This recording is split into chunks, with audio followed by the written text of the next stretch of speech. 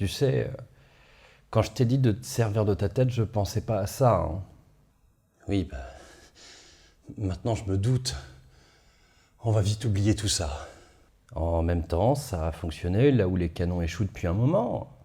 Non, non, non, non, non, non, non, non. Je veux plus jamais me servir de ma tête. Ça risque pas d'arriver avec toi, t'inquiète.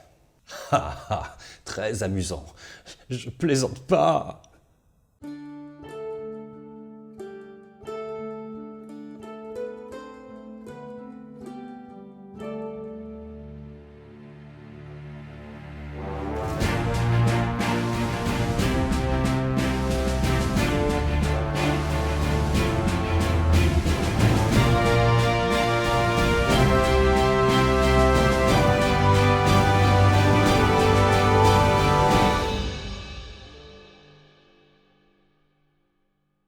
Aujourd'hui, nous allons parler d'histoire navale avec la bataille de Lissa, qui a opposé en 1866 une flotte autrichienne à une flotte italienne. Le but, c'est de comprendre comment, à cette époque et avec cette bataille, on a pensé réhabiliter une arme antique, l'éperon, et ce malgré les canons.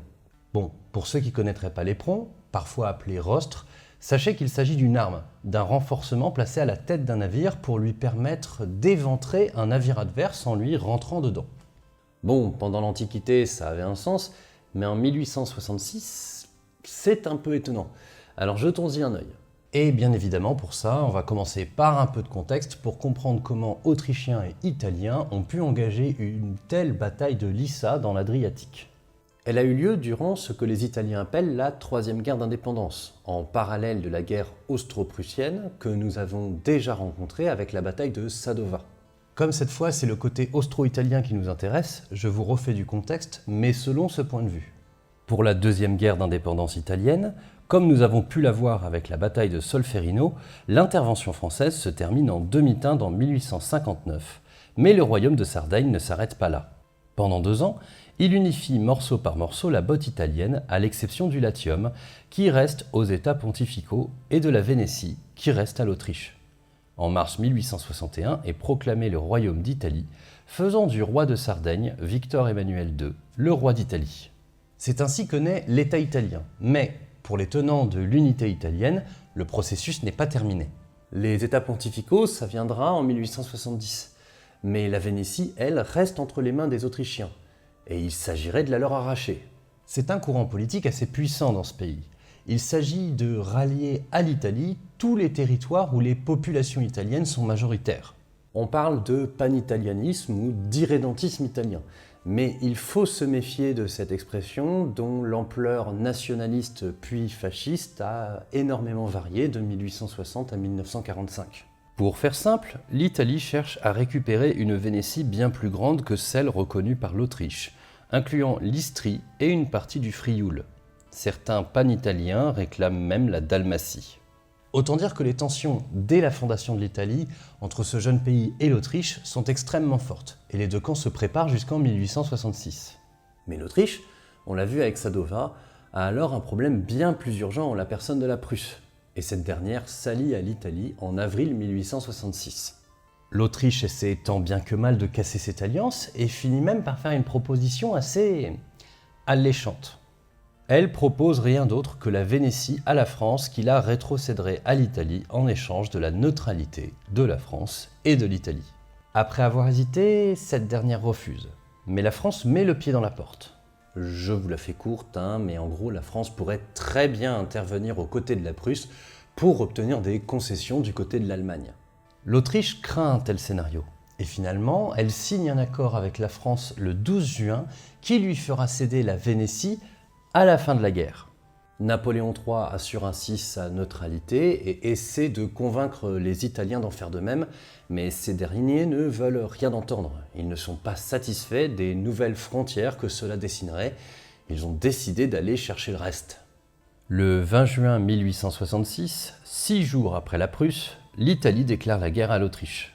Elle engage alors 3 armées au-delà du Mincio, mais l'une d'elles est défaite très vite par l'armée autrichienne défendant la Vénétie à la bataille de Custoza le 24 juin.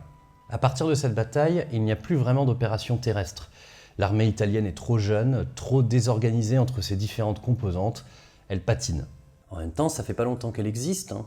Elle est un patchwork d'unités issues d'entités politiques très variées et différentes qui existaient encore il n'y a pas 5 ans. Bref, on n'avance pas par la terre. Les Prussiens, eux, en revanche, ils avancent très vite. Le 3 juillet, ils gagnent à Sadova. Si les Italiens veulent tirer quelque chose de leur guerre, il va falloir qu'ils accélèrent. La solution peut venir de la mer. Une opération est montée en hâte avec la flotte italienne pour attaquer la côte dalmate autrichienne et débarquer des troupes sur l'île de Lissa. Il est même prévu, si la flotte autrichienne est bien occupée par cette opération, voire vaincue, d'organiser une attaque de Trieste par la mer.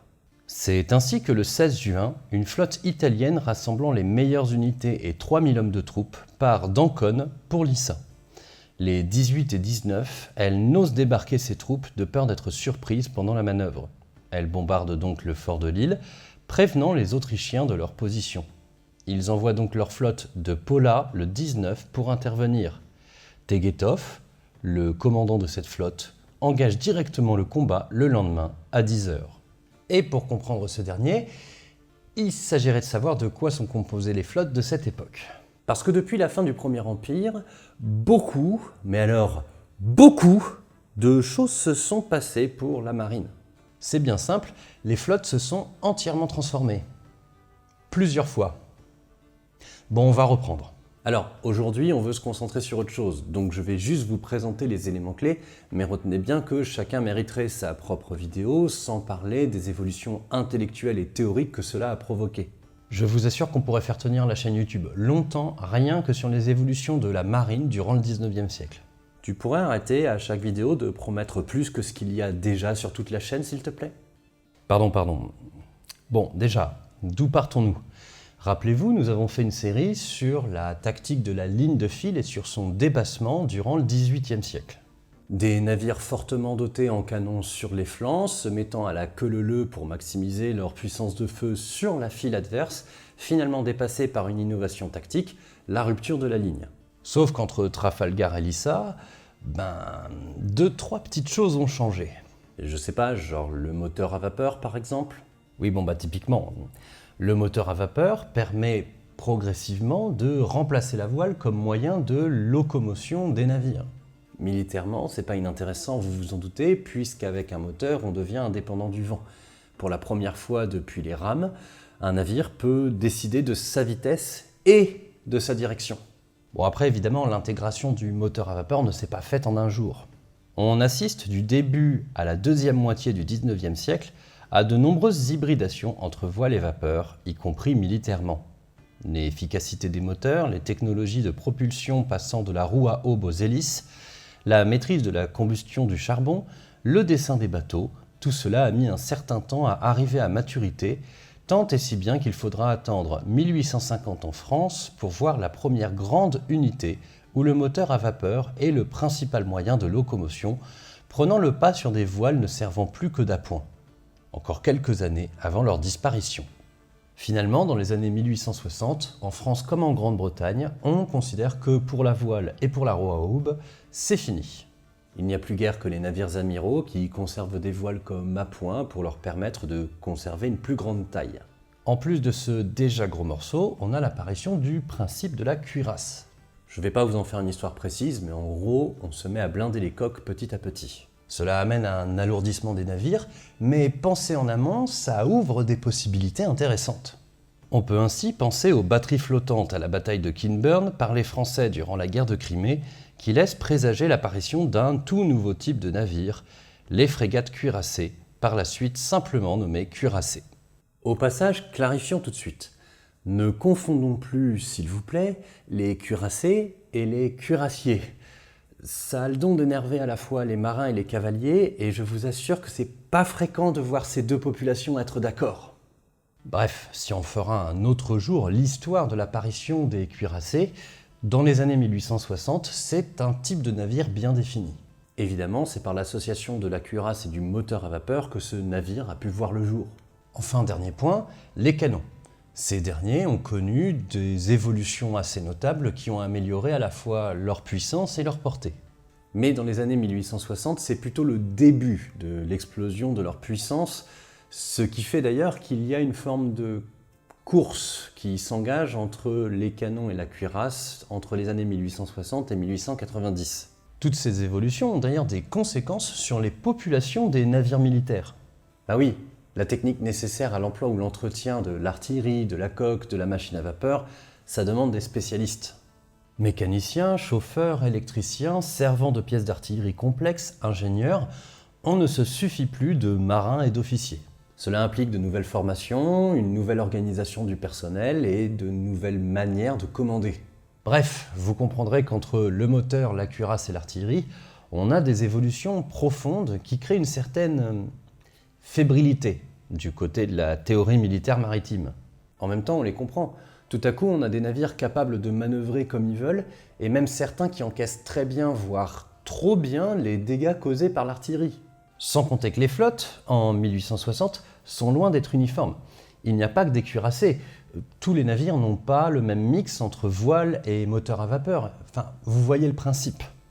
Bref, comment on fait pour mener une bataille avec cette nouvelle donne technologique ? Vous vous en doutez, les marins ne sont pas restés au port sans rien faire.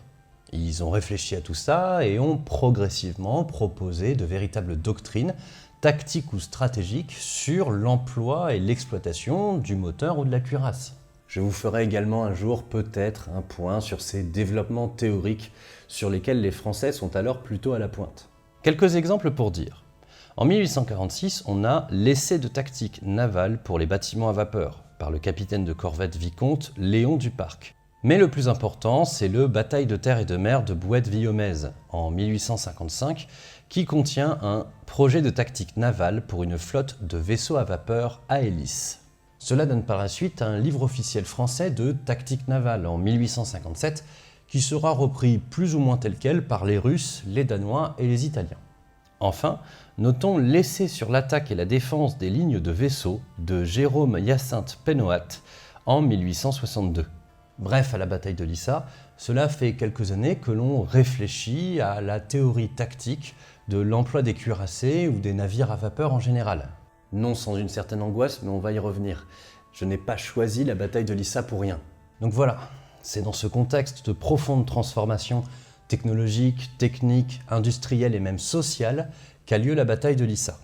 Donc pour la comprendre, il nous faut encore voir à quoi ressemblent les deux flottes qui s'affrontent, car ni la marine italienne ni la marine autrichienne ne sont alors très expérimentés. Commençons par les Italiens. Ces derniers n'étant unifiés que depuis 1861, on comprendra que leur marine n'existe que depuis 1861. Alors oui, certains veulent faire commencer l'histoire de la marine italienne à la fondation du Royaume d'Italie par Napoléon en 1805. Il y a alors effectivement une flotte italienne, mais celle-ci ne fera pas grand-chose si ce n'est être battue par une flotte britannique à Lissa en 1811. Et comme entre les deux il s'est passé tout ce qu'on a pu voir, on ne va pas tracer de continuité entre les deux royaumes d'Italie. Ce ne serait pas sérieux. Donc en 1861 sont unifiées les flottes sardes, napolitaines, toscanes. On rassemble tout ce qu'il y a en gros.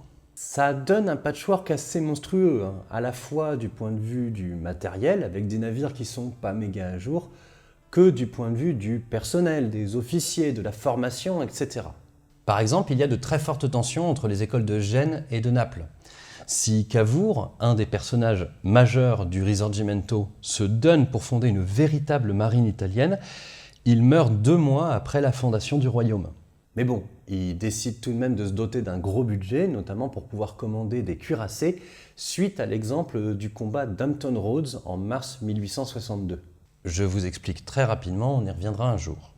Durant la guerre de sécession, les États sudistes se dotent d'un cuirassé, le Virginia, aussi appelé le Merrimack, qui se confronte à un cuirassé nordiste, le Monitor. Ils se canonnent pendant des heures, essaient de se rentrer dedans, puis se séparent. À peine le Monitor a-t-il la timonerie abîmée. Bref, ce combat montre, au-delà d'une possible impasse, le véritable intérêt du cuirassé, d'autant plus que la veille, le Merrimack avait réussi à couler 2 frégates, qui à la base étaient 5, et s'étaient avérées bien incapables d'endommager leur adversaire blindé. Cela a donc convaincu de nombreuses marines, dont l'italienne, de se doter de cuirassés. En 1863, l'Italie en commande donc 14, notamment répartis entre la France et les États-Unis, pour en avoir 12 opérationnels à Lissa. Voilà donc la flotte italienne.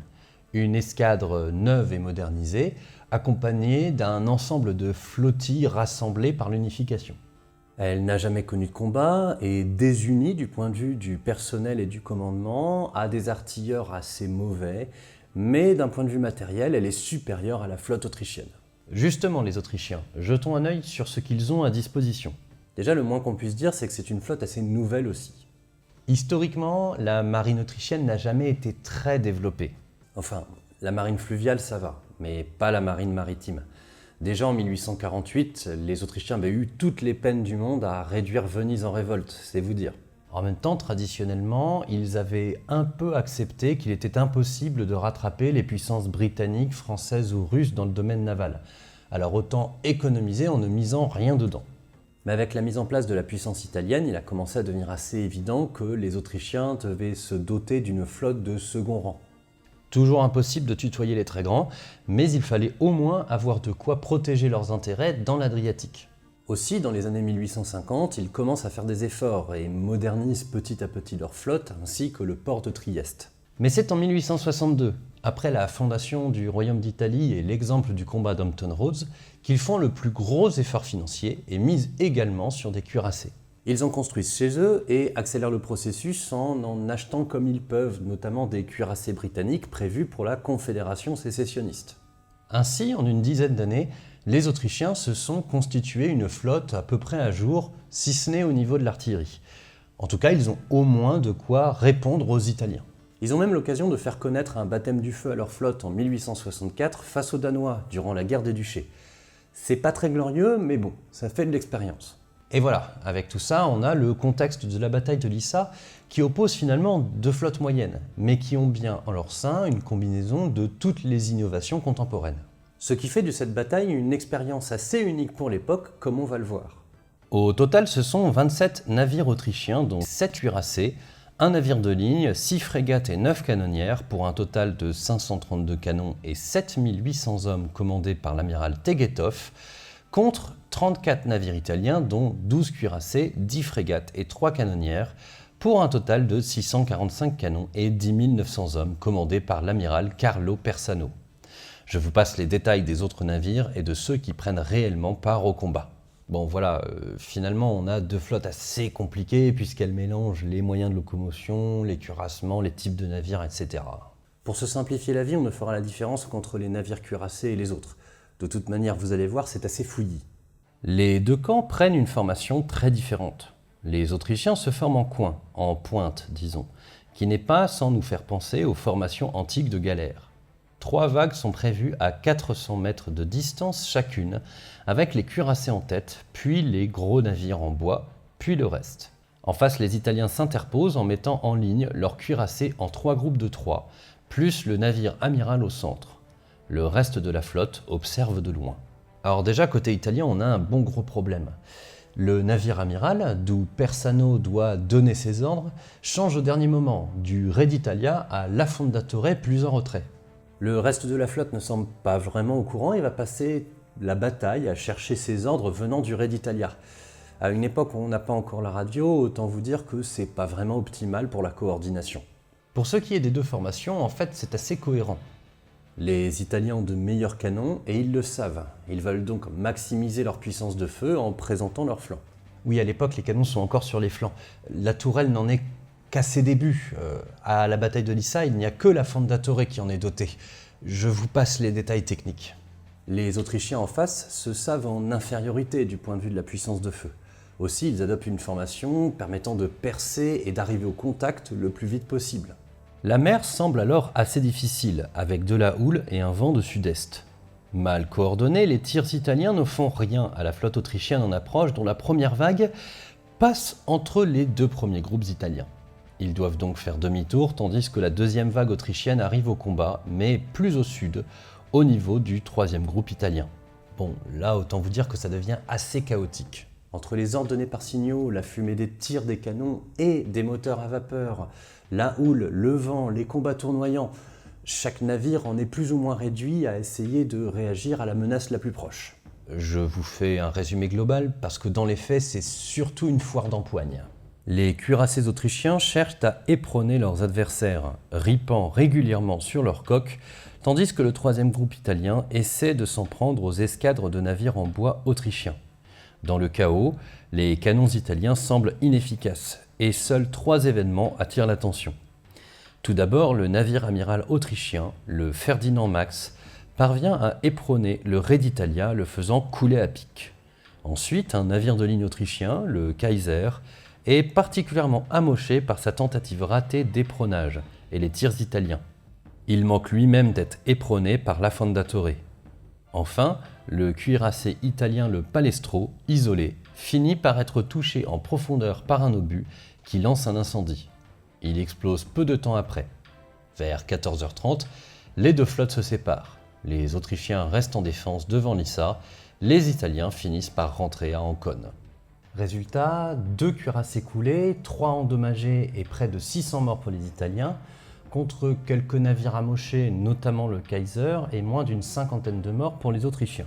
Finalement, comme l'amiral Tegethoff avait prévu de chercher l'éperonnage, la confusion a plutôt joué à son avantage, tandis que le manque de coordination, le mauvais commandement et l'incompétence des artilleurs a fortement plombé les Italiens. Bon, les conséquences de la bataille sont assez faciles à voir. Les Italiens n'avancent pas sur terre, ont perdu sur mer, donc ils n'ont pas vraiment d'argument dans les négociations de paix. Pire, les Autrichiens refusent de passer par eux. Les négociations de paix ne serviront qu'à déterminer les conditions d'application de l'accord passé avec la France. Du coup, oui, l'Autriche cède la Vénétie qu'elle entendait à la France, mais rien de plus. Et elle impose comme condition l'organisation d'un plébiscite pour déterminer le rattachement de cette région à l'Italie ou non. Un vote d'autodétermination pour demander à la population si elle souhaite être rattachée ou non au Royaume d'Italie. La France est censée être arbitre de ce vote. C'est une humiliation à tout point de vue. L'armée et la marine italienne ont échoué et l'Italie est plus ou moins ignorée durant les négociations. Heureusement qu'elle a tonton Napoléon III pour être favorable pendant le plébiscite, qui ne se passe pas vraiment dans des conditions très démocratiques. Je n'ai pas vraiment creusé, mais il semblerait que les troupes italiennes étaient bien présentes dans les villes où était organisé le vote pour un résultat, disons, sans appel. Les 21 et 22 octobre 1866, on a 640 000 votes pour le rattachement, 69 voix contre et 273 nuls. Voilà. Pour le reste, la bataille de Lissa lance de nombreuses controverses en Italie, retardant d'autant plus la fondation d'une véritable marine italienne. De leur côté, les Autrichiens ne s'en privent pas pour en faire des caisses, histoire d'effacer l'humiliation de Sadova. Faut bien se concentrer sur le positif, hein. Mais bon, si je vous ai parlé de tout ça, c'est pour aborder quelque chose d'un peu plus profond, l'éperonnage au début des cuirassés. Pardon, que de quoi ? Je vous ai parlé tout à l'heure de la fébrilité des théoriciens de la tactique marine. Leur problème, c'est qu'il y a beaucoup de nouveautés, mais pas beaucoup d'expérience pratique.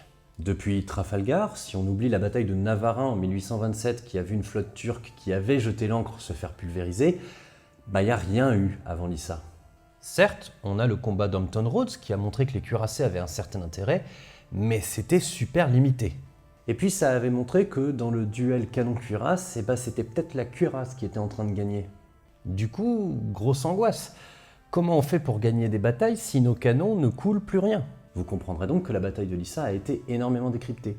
C'est la première bataille qui rassemble toutes les innovations que nous avons présentées et elle a donné un résultat.